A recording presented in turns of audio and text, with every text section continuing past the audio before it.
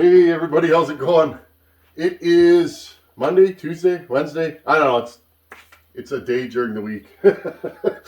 How's everybody doing? Shows you how on the ball I am. I haven't been filming during the day. I've been trying to do it first thing in the morning or last thing at night. For the north, you'd never know it. It's been just brutally hot here, but it is what it is, right? Just doing some tidying up tonight. We have mail again. So I came home after work today and my lovely wife said, honey, you got some more mail. So I thought, let's unbox it together. I'm just going to move the 850 now with a pipe. I don't know if you're going to see this before or after, but if you haven't seen this already, stay tuned. We piped an 850. Pretty rowdy. I'm just having fun. I don't know if it's going to work yet, but it works in my mind because it looks kind of... I'm a rat rod rockabilly kind of guy. I like that era. I mean, come on.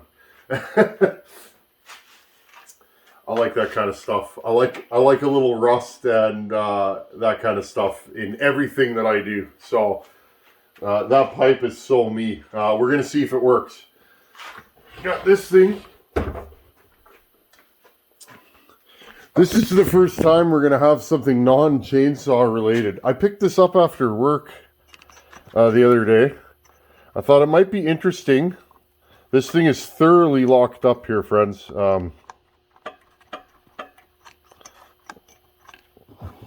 Like seized.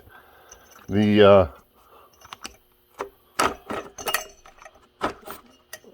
got compression still. You can hear it. I don't know if the crankshaft has failed or the bearings, but whatever. This is a 970 concrete saw, 100-ish cc's. It's a newer Husqvarna concrete saw. It's basically a chainsaw missing the chain. So I thought, in the near future, watch for it. Let's take this apart and see how different this is from a power saw. It's missing the recoil. Other than that, it's 100% complete. I've needed one of these. I mean, come on, friends. This is the ultimate man toy. I've always wanted one of these for around the farm, and I've been looking for a newer one. And this one popped up for sale on local classifieds, so I grabbed it. Hopefully we can do something with it. So we'll tear this apart sooner than later and have a look at it. I've actually never been inside one of these. It looks like a 576 type deal. So anyhow, friends, okay. We got mail here.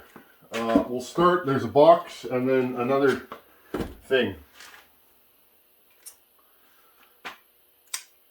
Let's open her up. This is from the famous, it came from the famous Walker's Saw Shop, Nanaimo, British Columbia. I'm going to tell you guys a story about that. Bucket sent this to me.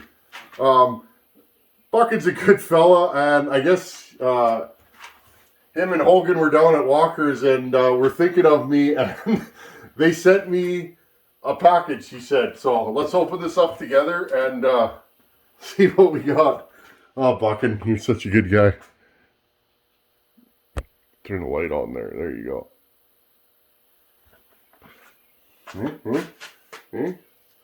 Fix this hat up here. I know, that's pretty swank. I'll turn the light back off here. That's awesome. What do we got here? Oh. Wow.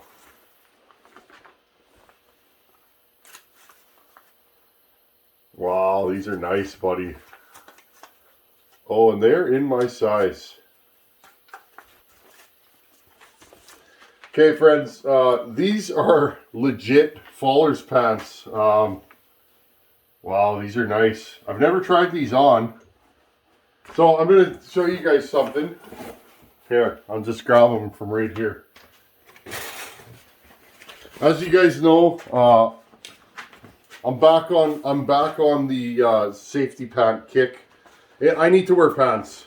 I'm generally cutting remote, and I'm generally cutting alone. There's just not a lot of people out here, friends. And if I want to get you guys, if I want to film content or I need to go get a load of wood, I generally go by myself. I do have a phone with me, and there is phone service, but accidents happen. Now, here, friends, for those of you, I mean, do what you want. I'm not one to judge, but see that? That's an 038 Magnum. I'll turn the light on here. That's an 038 Magnum across the thigh. I actually, hold on here, friends. I'm going to grab a power saw and I'll show you what I done. Okay, so if you look at these chaps, and I'm sure you, those of you that have been cutting for a while, you've done this. It's always, okay? I was bucking in the bush. It was hot. It was the end of the day.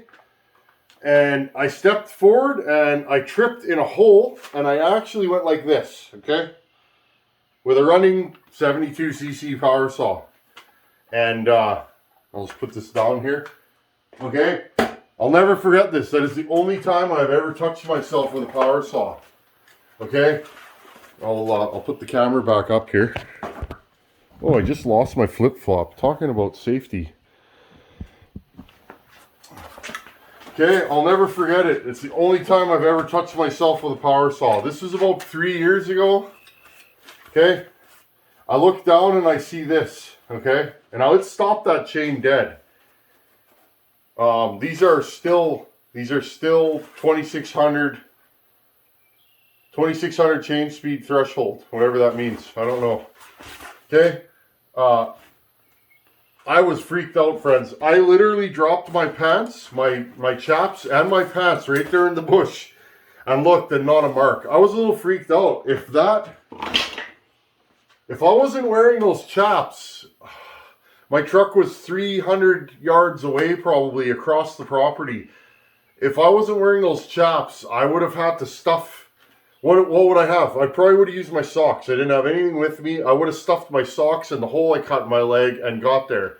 So that was a bit of a wake-up call. But as of late, I haven't been wearing my chaps on video. Why? It's hot out and I'm stupid. That's all it is.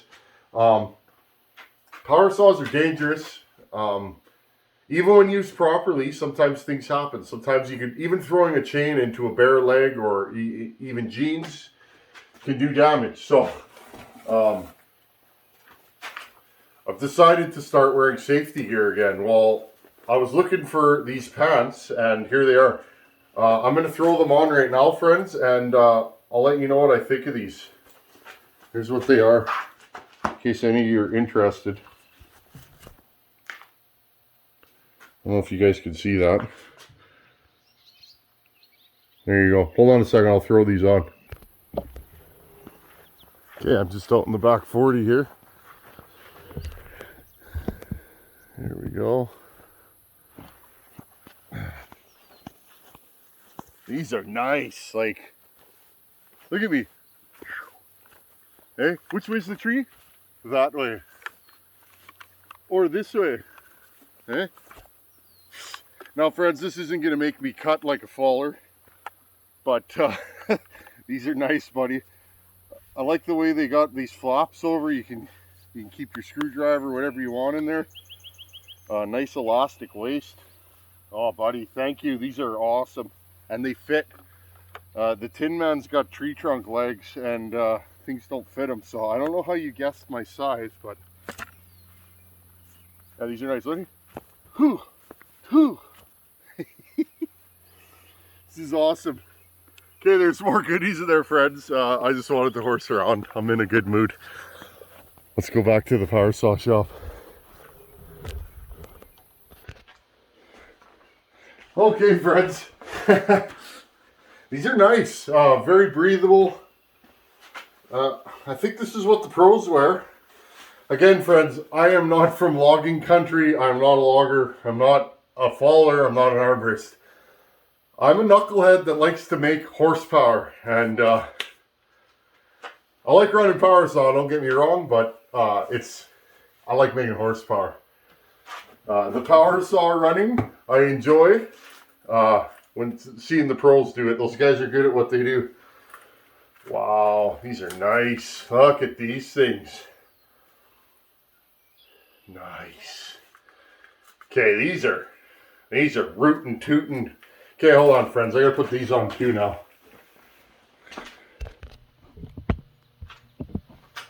Hey, nice. Wow, buddy. Thanks, man. I don't even know what to say. This is just a nice gift. Helping me be safer when I'm cutting. And I need suspenders. Here's the thing, friends. I'm what they call a 60-40 split bench. 60-40. Yeah, I'm all upper body. When I run, my legs spin in a circle. It's a thing. 6'3" and 32-inch inseam. 30-inch. Yeah. I'm like Blue the Bear. And there's no unwrapping this, friends. Oh, bucking. Buddy.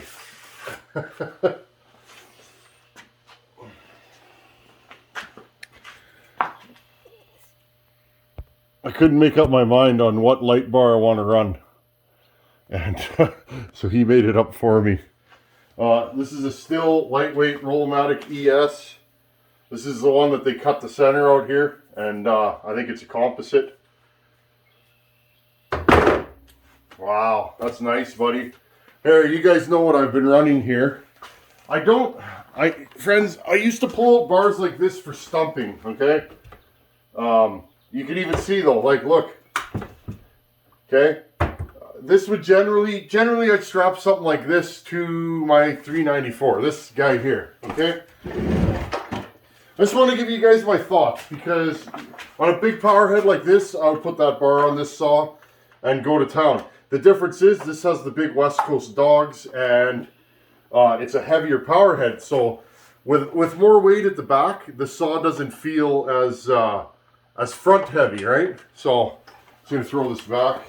I think we should put a 20-inch bar on that 94 and yeah, go buck something one day. So here was the deal, friends. I run 24s. That's generally what I run, like this. Just give me a second. Right here. Okay, this is generally what I run. This is a 25-inch 3/8 50 gauge. Okay. If you're serious in Manitoba, this is what you'll see a guy running, 24. Okay? So, as a prairie cutter, this is what I've been exposed to since I've been cutting. If you're serious, you know, and again, a 70cc saw like this 444, and away to town you go. Okay? So, it never occurred to me to run a long bar, because I thought, just like a lot of people, our wood, we don't need that, right? Cut from both sides of the tree. Well, as I started porting power saws, and this chain needs to be touched up a little. Oh yeah. As I started porting power saws, you know, bucking runs a 32. So I thought to myself, if I'm going to build saws that pull a 32, I might as well put a 32 on the saw to test it. So I decided, being open-minded, I'm going to try, right? So I picked up this Oregon Power Cut. It's just a regular standard 32-inch full comp with an EXL, and I've been running that lately. It's heavy. Like, this is a heavy power head. Look at the balance. Okay, this thing is nose heavy, and it's got the full wrap. Any of you that run a 576 know that this power head's a little bit piggy. It's not crazy heavy, but it is a heavy power head. Look, okay. I don't like that. I like a power saw to sit like that. Okay. So, but I've been running it, and you know what I find? I like standing up and bucking. I really do. I just find it's easier on my back. Don't worry, we're gonna mount that bar in a few minutes here. I find I go like this, and I pivot the saw at my waist. Look, okay? I'm 6'2", 6'3". If I pivot it down, my bar never touches the ground. I can make a full cut. But here, I'm carrying it at my waist, okay? Now, when I'm falling snags and stuff, if I do hold it out, look at the distance between me and what I'm cutting. That makes me feel safer. It doesn't make me take risks, but if that tree starts rolling, I find it's just safer. Hey, friends, I know, like, look, yeah, I'm not a speed demon, okay? I can run scared fast, though, but if a tree starts coming my way, would you rather be this far away or this far away? You know what I mean? So, I'm starting to see the merits. I just thought big bars were for big trees. Like I said, I would pull a bar out like this for stumping. You know, put her on the ground, get a big, nasty power head, and just, you know. But the more I run this bar, the more I like it. The positives are, you're farther away from your cut when you are limbing. For here, I could fall any tree in Manitoba, no problem with this. Excuse me, friends. It is more work to sharpen, I will say that, but it seems to stay sharp longer. More teeth, you know, less times it goes in the cut. They seem to stay sharper longer. So I've had no trouble strapping this to any power saw I have. They will all oil it. So I like a 32. It's the right length for me. I might order a 28 or a couple 28s for some of my smaller power heads, like my 562, that 120 Super Dolmar, stuff like that. I might run a 28 on. But anyways, friends, I'm rambling here. This thing's heavy, okay? So, I'm going to grab another power head here. Just yakking with you guys after work in the shop. Like you guys came over for a coffee, eh? So, like, first thing, I'm going to tell you guys right now. Here, hold on. I'm going to grab another bar. Yet another bar.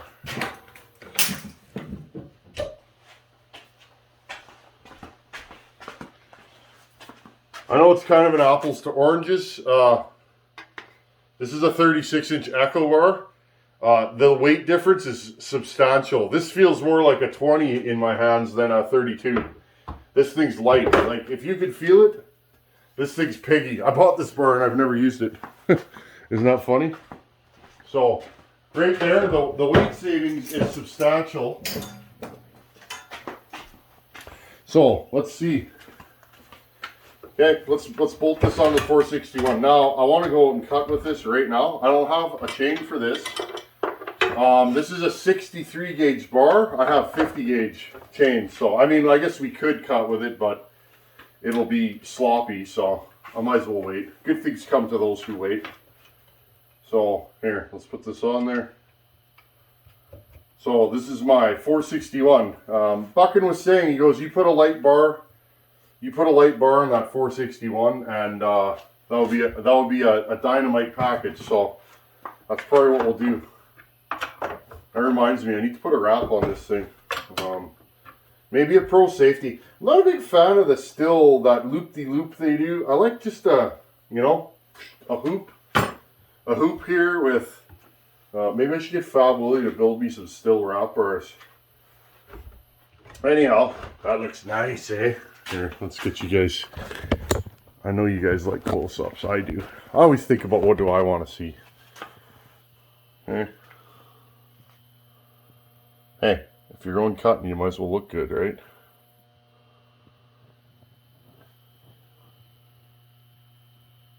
.3/8, 63 gauge, 105 drive links.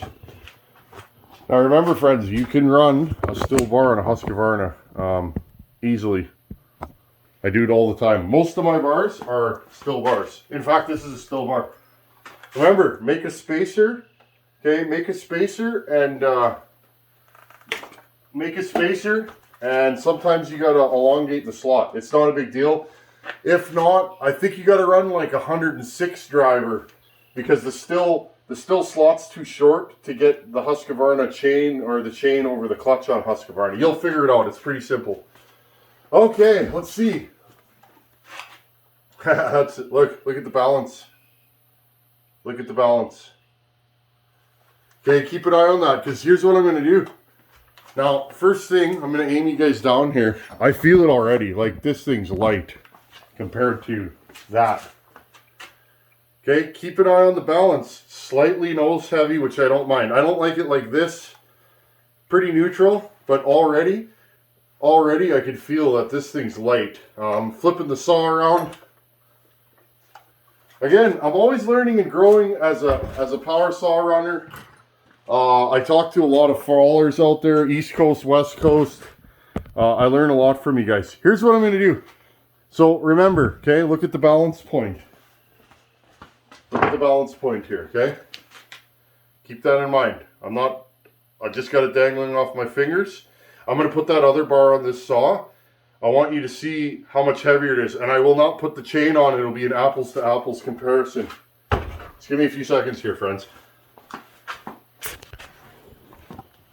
Oh, I got you guys here. So here's the bar spacer that's made out of a cotter pin. And I've elongated the slot. Probably a 1/4 inch. Otherwise, you can't pull the bar, or you can't pull the chain over the tip of the bar. So, just in case, I've had emails about that lately. I just thought I'd show you guys. Okay. Bing, bang, boom. Put this back on here.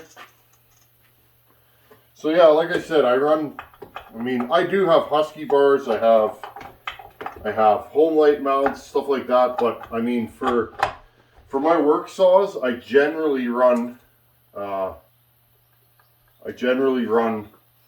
still mounts. Sorry, I had my back to you there, friends. I'm thinking about changing the shop around just for YouTubery. Anyhow, let's put this on the ground. Okay, let's get to the meat and potatoes of this. Right away.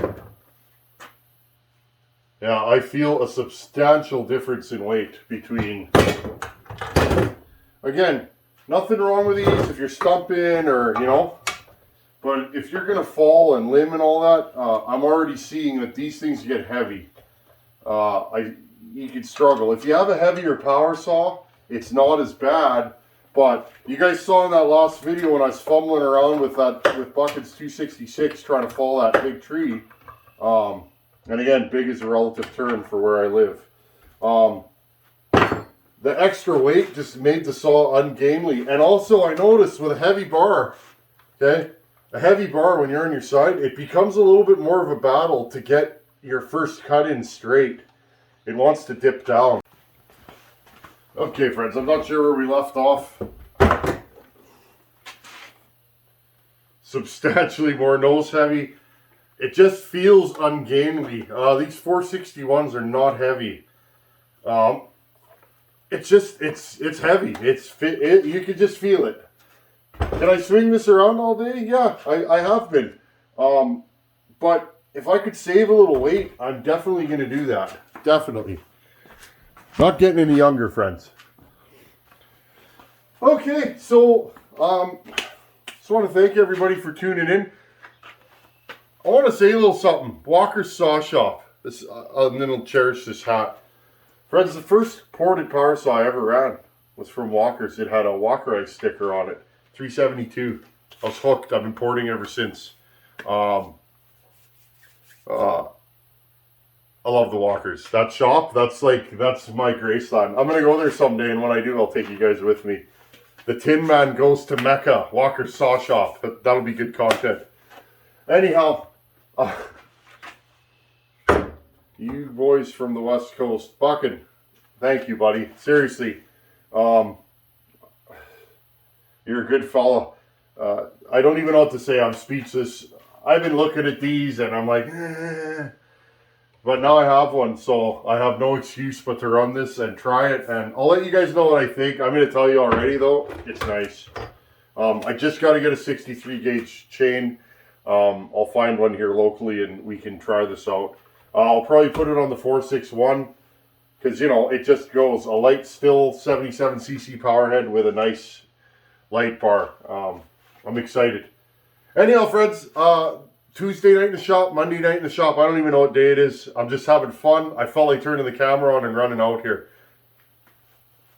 Thanks for watching. Take her easy. Thanks, Buck, and I owe you one, buddy. Later.